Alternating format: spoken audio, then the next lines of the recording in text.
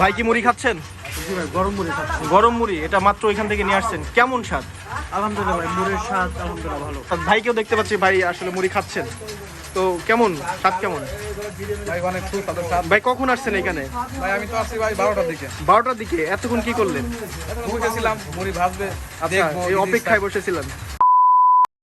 ভাই ভালো আছেন? আলহামদুলিল্লাহ ভাই। আপনারা এটা কি অটোমেটিক মেশিনে মুড়ি ভাজা হচ্ছে?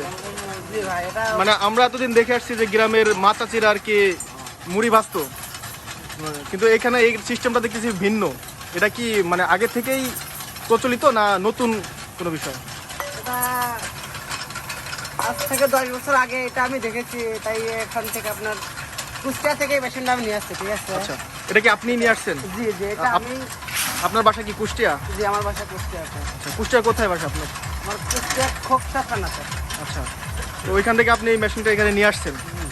যদিও মানে এই এলাকায় আসলে এই মেশিনটা আগে ছিল না, তো কুষ্টিয়াতে এটা কি 10 বছর আগে থেকেই? হ্যাঁ, 10 বছর আগে থেকে এটা আমার ব্যবহার করছি। তো এদিকে আমরা দেখছি এদিকে মেশিনটা নেই, এই জন্য আমরা এদিকে নিয়ে আসছি যে মানুষ বাসায় তো চাউল ভাজে মুড়ি তৈরি করে।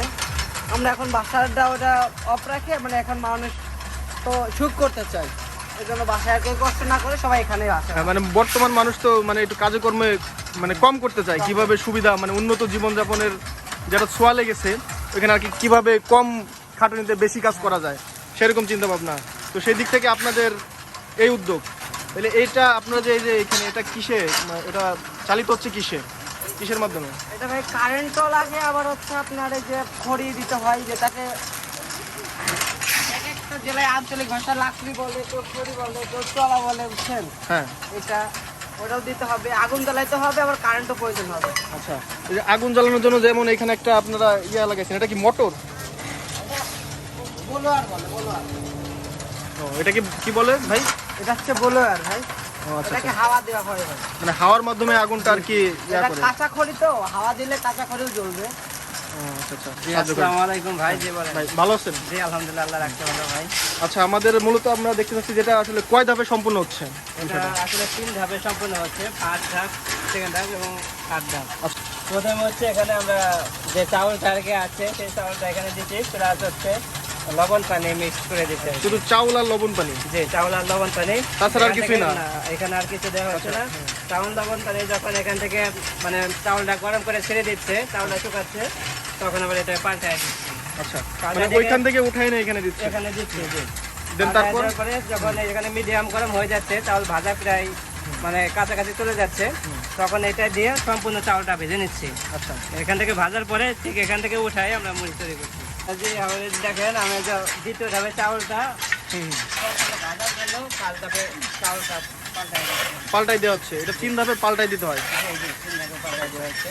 দেন শেষ ধাপ হচ্ছে এটা। ভাই আপনার কাছে একটু আসি, এটা হচ্ছে কি শেষ ধাপ?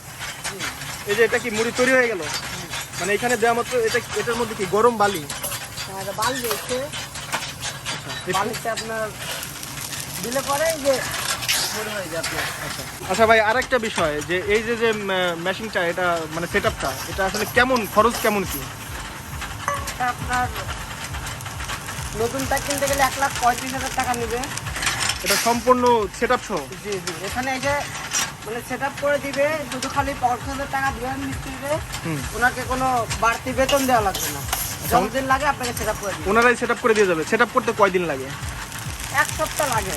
আচ্ছা ভাই, আপনাদের এই জায়গাটার লোকেশনটা একটু বলবেন আমাদের, মানে ঠিকানাটা কোথায়? আমাদের ঠিকানাটা হচ্ছে ভাই এরেন্দা ওয়েস্ট চেয়ারম্যানের মোড় সংলগ্ন মোহাম্মদ হাশেম মোল্লার বাড়িতে। আচ্ছা,